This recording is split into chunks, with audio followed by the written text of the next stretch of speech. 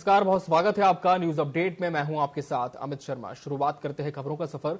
उत्तराखंड राज्य की मांग करते हुए शहीदों की 31वीं वर्षगांठ पर मुख्यमंत्री धामी मसूरी पहुंचे, जहां उन्होंने शहीदों को श्रद्धांजलि दी और शहीदों के सपनों के अनुरूप उत्तराखंड राज्य को बनाने की बात कही।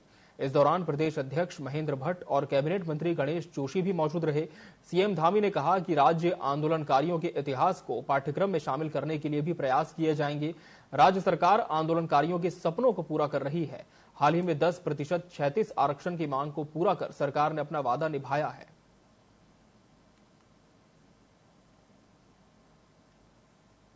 जिस सपने के साथ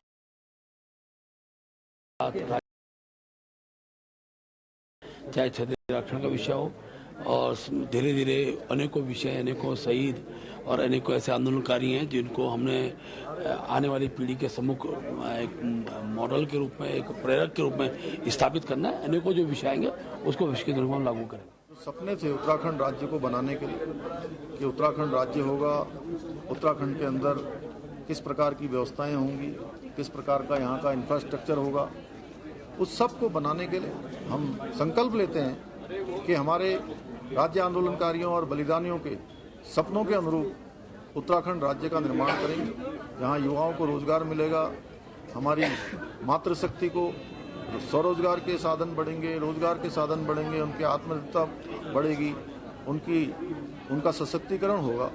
ये हमारा संकल्प है। लोहाघाट उपजिला चिकित्सालय की दिनों दिन बिगड़ती स्वास्थ्य व्यवस्थाओं को लेकर कांग्रेस कार्यकर्ताओं ने आक्रोश जताते हुए उपजिला चिकित्सालय में धरना दिया। अस्पताल की व्यवस्थाओं में सुधार लाने और अस्पताल में विशेषज्ञ चिकित्सकों की तैनाती की मांग की। उन्होंने कहा कि भाजपा शासन में अस्पताल में लोगों को इलाज कराने के लिए धरने में बैठना पड़ता है। अस्पताल रेफर केंद्र बन चुका है। रेडियोलॉजिस्ट मौजूद होने के बाद भी मरीज को हफ्ते में मात्र 3 दिन अल्ट्रासाउंड की सेवा मिल पा रही है। उन्होंने सुधार न होने पर उग्र आंदोलन की चेतावनी दी है।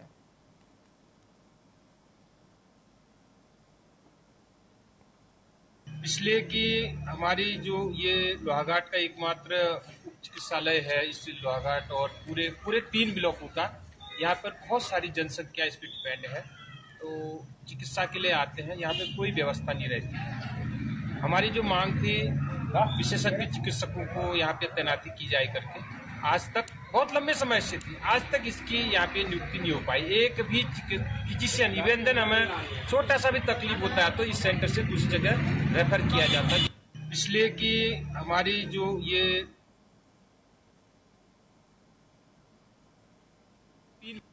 शासन की है, शासन प्रशासन की, जो कि जनता के दर्द बिल्कुल देख ही नहीं रही। आज जनता इतनी परेशान है, गांव क्षेत्र से इतनी व्यवस्था करके यहाँ पहुँचती है इसी आशा से कि हम अपने बच्चों की, अपने बीवी बच्चों की जान बचाए या अपनी जान बचाए, लेकिन यहाँ आने के बाद उन्हें कोई संतुष्टि नहीं मिल पाती। ऊपर से यहाँ की व्यवस्था इतनी रद्दा उनको मिलती है, क्या कहते हैं, डॉक्टर भी उनके साथ अच्छे से पेश नहीं आते। मेरा निवेदन रहेगा शासन प्रशासन से कि ये जो अव्यवस्थाएं इस चिकित्सालय में पिछले कई वर्षों से चल होती आ रही है, तो इसका तुरंत निदान किए जाने के लेकर हम लोग यहाँ पर आज धरने पर बैठे हुए हैं। नगर कांग्रेस कमेटी के तत्वाधान में इस कार्यक्रम को हम लोग आयोजित कर रहे हैं और ऐसी जरूरत आन पड़ी तो हम लोग 15 दिन के बाद पुनः इस धरने में बैठेंगे। हमारी मांगों को तुरंत स्वीकार नहीं किया गया, विशेषज्ञ चिकित्सकों की तैनाती यहाँ पर नहीं की गई, तो हम लोग यहाँ पर 15 दिन के बाद तुरंत धरने पर बैठेंगे। उत्तराखंड कांग्रेस के वरिष्ठ उपाध्यक्ष सूर्यकांत धस्माना ने राजीव भवन देहरादून में प्रेस कॉन्फ्रेंस की। उन्होंने राज्य सरकार पर हमला बोलते हुए कहा कि चुनी हुई सरकार लोक लाज से चलती है, लेकिन राज्य में महिलाओं पर लगातार अत्याचार हो रहे हैं। हल्द्वानी में दुग्ध संघ के अध्यक्ष मुकेश बोरा पर भी महिला ने आरोप लगाया है। आप लोग देश दुनिया में सनातनी होने की बात करते हैं और आपकी पार्टी के लोग महिलाओं के साथ जानवरों जैसा सलूक करते हैं। रोजाना जिस प्रकार से महिलाओं के खिलाफ हिंसा हो रही है पूरे प्रदेश के अंदर, राज्य की कांग्रेस ने जो इस मामले में आंदोलन चलाया है, अब हमने तय किया है, प्रदेश अध्यक्ष करण महाराज जी ने आह्वान किया है कि राज्य की कांग्रेस पार्टी, हमारे सारे फ्रंटल संगठन, हमारे सारे प्रकोष्ठ, सारे डिपार्टमेंट्स पूरे प्रदेश के अंदर एक चिट्ठी महामहिम राष्ट्रपति के लिए जो हम ड्राफ्ट कर रहे हैं, जिसमें महिलाओं के प्रति जो हिंसा हो रही है उन सारे हिंसा के मामलों का संकलन और महिलाओं की सुरक्षा की मांग क्योंकि महिलाओं के प्रति बहुत ज्यादा संवेदनशील हैं महामहिम राष्ट्रपति। और जिस प्रकार से कलकत्ता का जिक्र उन्होंने किया, उसी प्रकार से राज्य के तमाम महिलाओं से जुड़े हुए हिंसा के मामले, जो उनके खिलाफ हिंसा हो रही है, हत्या हो रही है, बच्चियों का बलात्कार हो रहा है, उस चिट्ठी को 5 लाख बेटियों से, बहनों से, माताओं से हस्ताक्षर करा करके उसकी प्रतिलिपि देश के उपराष्ट्रपति जी, देश के प्रधानमंत्री जी, इनको भी भेजी जाएगी, गृह मंत्री जी को भी भेजी जाएगी। रोजाना जिस प्रकार से महिलाओं के खिलाफ उत्तराखंड में शिक्षा विभाग एक बड़ी पहल शुरू करने जा रहा है। इस पहल के तहत अब स्कूली बच्चों को शिक्षा विभाग भारत भ्रमण पर लेकर जाएगा। इसकी तैयारी शिक्षा विभाग ने शुरू कर दी है। महानिदेशक ने इस संबंध में जानकारी दी।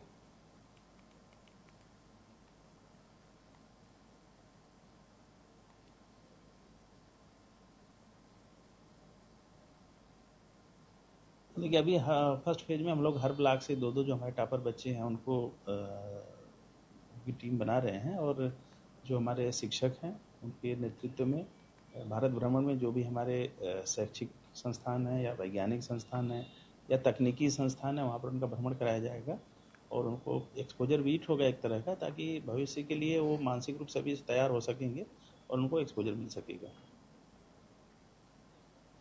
अल्मोड़ा मेडिकल कॉलेज में स्वास्थ्य सेवाओं की गिरती स्थिति के खिलाफ पूर्व दर्जा मंत्री बिट्टू कर्नाटक अपने समर्थकों के साथ मेडिकल कॉलेज के प्राचार्य कार्यालय के सामने धरने पर बैठ गए। साथ ही कर्नाटक ने मेडिकल कॉलेज की बदहाल स्वास्थ्य सेवाओं को दुरुस्त करने की मांग की। कॉलेज में साधारण मरीजों का इलाज भी सुचारू रूप से नहीं हो पा रहा है।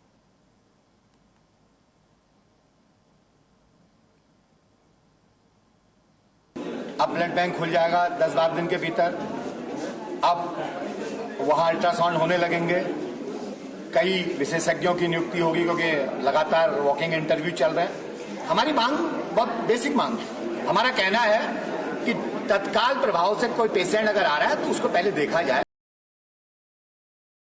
अभी हमारे यहाँ पे जैसे ब्लड बैंक के लिए की बात हो रही थी, ब्लड बैंक का जो है हमें लाइसेंस मिल गया है, और मैं अभी सभी जनता को और यहाँ पे आश्वासन देना चाहता हूँ कि इस महीने जो है हमारा जो है ब्लड बैंक जो है सुचारू रूप से स्टार्ट हो जाएगा, क्योंकि हमें जो अभी जो है भारत सरकार से उसकी परमिशन मिल गई है। उधम सिंह नगर जनपद के थाना दिनेशपुर अंतर्गत से हैरान कर देने वाला मामला सामने आया है।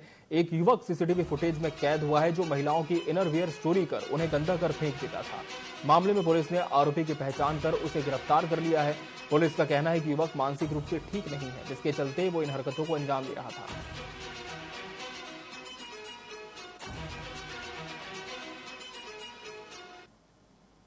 एक महिला के अंतःवस्त्रों को चोरी करके उन्हें गंदा करके पुनः आसपास फेंक दिया गया था। तो उस प्रकरण में हम लोगों ने एक व्यक्ति को से जानकारी की, जो उसमें एक्यूज था, वो ट्रेस हो गया था, और उसको उससे जानकारी लेने के बाद उसको आवश्यक विधिक कार्रवाई की गई उसके विरुद्ध।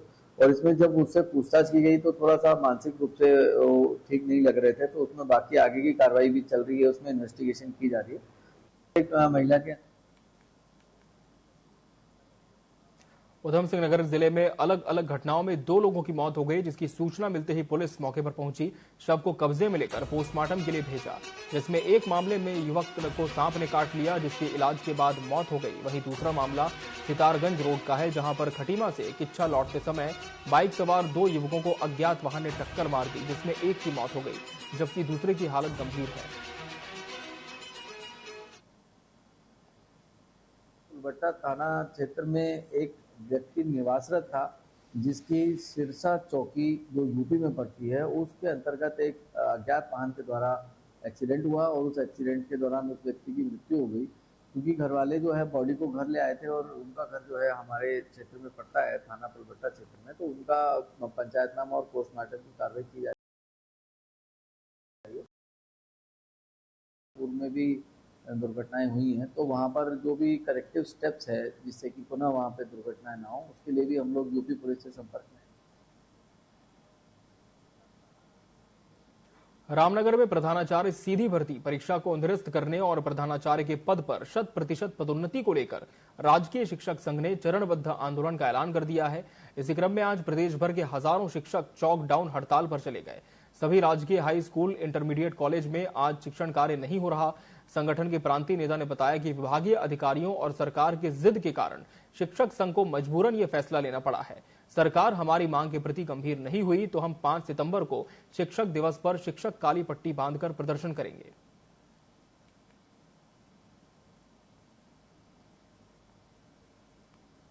बीस 20,000 से अधिक राजकीय शिक्षक आज चौकडाउन हड़ताल पर हैं। हमारी सरकार से और विभाग से मांग है कि उनके द्वारा प्रधानाचार्य के पदों पर जो सीधी भर्ती की परीक्षा करवाई जा रही है यह रद्द की जाए और इन पदों को पदोन्नति से भरा जाए। अगर हमारी आज की हड़ताल से सरकार हमारी मांग को पूरा नहीं करती है तो हम शिक्षक दिवस पर काला फीता बांधकर अपने आंदोलन को जारी रखेंगे। 6 सितंबर को जिला मुख्यालयों पर सारे शिक्षक, पूरे प्रदेश के 20,000 शिक्षक अपने अपने जिला मुख्यालयों पर आकस्मिक अवकाश ले हड़ताल पर रहेंगे। उसके बाद हमारा क्रमिक अनशन होगा और फिर हम लोग प्रांतीय अपने निदेशालय पर देहरादून में आमरण अनशन शुरू कर देंगे। उत्तराखंड में निकाय चुनावों को लेकर लगातार अटकलें लगाई जा रही है। महानगर कांग्रेस ने अपने पार्षदों के साथ नगर निगम का घेराव कर सरकार के खिलाफ इरादा नहीं है और जिस तरीके से परमिशन हो रही है, परिसीमन हो रहा है, उससे भाजपा को फायदा पहुंचाने का प्रयास है। उन्होंने भाजपा पर फॉगिंग के नाम पर करोड़ों रुपए घोटाले करने का भी आरोप लगाया। एक तरफा होकर भाजपा के इशारे पे गलत तरीके से परिसीमन किया जा रहा है, चुनाव टालने का प्रयास किया। काटने से उधर काटे, इधर काटने से हमारे कांग्रेस के लोग कहीं हताश नहीं होंगे, हम चुनाव जीतेंगे। लेकिन उनकी सोच, उनकी मानसिकता इससे दर्शाती है कि वो क्या उनकी सोच है। और पूरे देहरादून में डेंगू का प्रकोप आने वाला है, करोड़ों रुपए का घोटाला हुआ है नगर निगम में, क्या हुआ उसका कुछ नहीं। तो ये लोग, इनकी मानसिकता इनकी है। इस चीज को लेकर आज हम लोग महानगर कांग्रेस कमेटी और हमारे सारे साथी पार्षद और हमारे सब लोग हम आज विरोध दर्ज करा रहे हैं अपने। पौड़ी जिले में नागरिक कल्याण और जागरूक विकास समिति के आह्वान पर शहर के विभिन्न संगठनों ने कलेक्ट्रेट समेत हेमवती नंदन बहुगुणा मूर्ति स्थल पर प्रदेश में मूल निवास, सशक्त भू कानून तथा स्थायी राजधानी गैरसैंण बनाने की मांग को लेकर धरना प्रदर्शन किया। इस मौके पर मौजूद लोगों ने बताया कि मूल निवास भू कानून समन्वय समिति के आह्वान पर गैरसैंण में प्रदेश व्यापी आंदोलन किया जा रहा है। साथ ही नागरिक कल्याण मंच ने प्रदेश में लंबे समय से उठ रही मूल निवास, सशक्त भू कानून और गैरसैंण को स्थायी राजधानी बनाने की मांग का समर्थन किया है।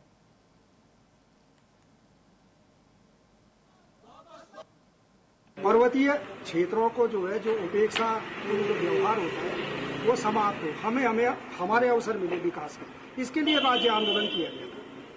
राज्य बना, राज्य दिया हमको जो है वो एक सरकार ने दिया और वहां पर जो है जो उनकी अपनी जो नीतियां उसको हमारे ऊपर थोप दिया। उन्होंने तो एक किस्म से चीटिंग हमारे साथ करी कि जो हमारे मांग में शामिल नहीं था वो इलाके हमें राज्य में दे दिए, जो राजधानी हमारी मांग में शामिल नहीं थी वहाँ हमारी राजधानी बना दी। उत्तराखंड का आम नागरिक होने के नाते, एक राजनीतिक पार्टी का नेता होने के अलावा उत्तराखंड का आम नागरिक भी हमारी एक बहुत बड़ी भूमिका इस उत्तराखंड में है और इसलिए उत्तराखंड का आम नागरिक चाहता है कि यहाँ पर एक सशक्त भू कानून लागू हो, मूल निवास 1950 लागू हो और उसके साथ साथ जो गैरसैंण में स्थायी राजधानी है वो बननी चाहिए। उत्तराखंड के उत्तरकाशी में संगठन सचिव ने सरुताल मेले का आयोजन किया, जहां मेले में कई गांवों के ग्रामीण भी प्रतिभाग करेंगे। साथ ही कई ट्रैकिंग दलों को भी इसमें आमंत्रित किया गया है। उन्होंने कहा कि इस मेले के आयोजन से सरुताल को एक पर्यटक स्थल के रूप में मानचित्र में जगह मिलेगी। इस मेले के आयोजन के लिए सीएम धामी और पर्यटन मंत्री से मिलकर अपना आशीर्वाद और सहयोग प्रदान करने के लिए भी कहा है।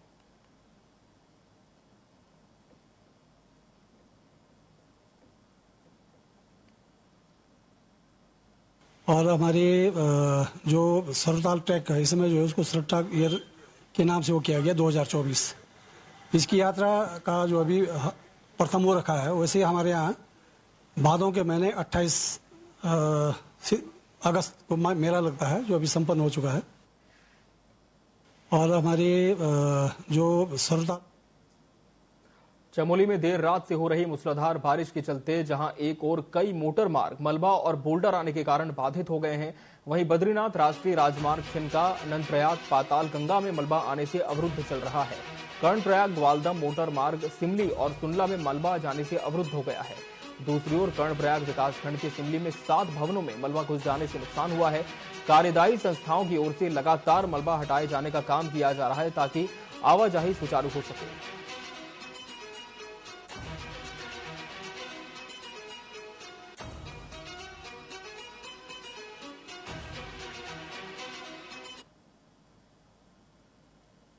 उत्तराखंड की राजनीति में अचानक एक ऐसा भूचाल आया जिसने राजनीतिक हलकों को सुखा कर रख दिया। विधानसभा सत्र के दौरान निर्दलीय विधायक का बयान मानो भाजपा सरकार पर मिसाइल बम की तरह गिर पड़ा हो, जिसमें सरकार गिराने की साजिश और 500 करोड़ पूरे षड्यंत्र को अंजाम देने की बात कही गई थी, जिसके बाद से सुगबुगाहट होने लगी थी कि नेतृत्व परिवर्तन होगा क्या, लेकिन ऐसा कुछ हुआ नहीं। लिहाजा सरकार अब निर्दलीय विधायक के बयानों की सत्यता के लिए जांच करा रही है, तो वहीं विपक्ष इस मुद्दे को लेकर लगातार हमलावर है। देखिए हमारी इस खास रिपोर्ट में। उमेश कुमार जी विधायक हैं, उन्होंने एक बात कही, पैसे का लेन देन सरकार के ना बहुत गंभीर मामला, इसलिए गंभीर मामले में मुख्यमंत्री को जांच करनी चाहिए। दूध का दूध, पानी का पानी। देखिए, सदन में अगर कोई चीज कही जाती है तो ये माना जाता है कि वो सत्य है और जांच होनी चाहिए। दूध का दूध, पानी का पानी होना। ये केवल मुख्यमंत्री का मामला नहीं, प्रदेश में अनिश्चितता फैलाने का मामला है। मुझे लगता है अगर विधायक ने कहा है तो उसकी निश्चित रूप से विधानसभा से उसकी जांच भी होनी चाहिए। जिस तरह से ये सवाल उठाया गया, जिस तरह से सरकार गिराने जैसे आरोप लगे हैं कि किसी भी विधायक ने न सदन के अंदर न सदन के बाहर अभी तक इसका खंडन किया है, तो ये सारी बातें होनी चाहिए। मुझे लगता है कि अब समय आ गया, क्योंकि लगातार ये विषय बनता जा रहा है, इसका पटाक्षेप होना चाहिए। उन्होंने जो भी बातें कही हैं, अगर विधानसभा अध्यक्ष उसके प्रमाण मांगती तो अच्छा होगा। पहले कैबिनेट मंत्री के दिल्ली दौरे को लेकर हलचल शुरू हुई, फिर कैबिनेट मंत्री धन सिंह की पीएम मोदी से मुलाकात चर्चाएं बन गई। वहीं इसके बाद दूसरे मंत्री भी दिल्ली दरबार में नजर आए, जिनके साथ ही सांसदों की भी हलचल बनी रही। वहीं कुछ विधायक भी दिल्ली दरबार की परिक्रमा करते नजर आए। बस फिर क्या था, कयास लगने लगे कि उत्तराखंड की राजनीति में नेतृत्व परिवर्तन तो नहीं होने वाला है। वहीं उस दौरान सीएम धामी ने भी दिल्ली में अपना डेरा डाल दिया। बस फिर क्या था, खबरें सुर्खियों में बनने लगी और चर्चाएं आम हो गईं कि कहीं दिल्ली फिर से उत्तराखंड को एक नया सीएम तो नहीं देने वाली है। लेकिन ये सारी चर्चाएं और कयास तब खत्म हुए जब दिल्ली से लौटने के बाद सीएम धामी ने साफ किया कि आला कमान ने सभी को अपने अलग अलग कामों के लिए ही दिल्ली बुलाया था। साथ ही मंत्रिमंडल विस्तार को लेकर जब विधानसभा सत्र के दौरान निर्दलीय विधायक उमेश कुमार ने अपने बयान में सरकार गिराने की साजिश को लेकर एक बड़ा बयान दे दिया, जिसमें उन्होंने साफ कहा कि 500 करोड़ का सरकार गिराने का षड्यंत्र रचा गया और खुफिया तंत्र सोया रहा। देखिए, सदन में अगर कोई चीज कही जाती है तो ये माना जाता है कि वो सत्य है और एक बहुत बड़ा आरोप, गंभीर आरोप उन्होंने लगाया है उमेश कुमार जी ने। मैं यही कहूंगा कि इंटेलिजेंस पे भी क्वेश्चन खड़ा होता है। जो विभाग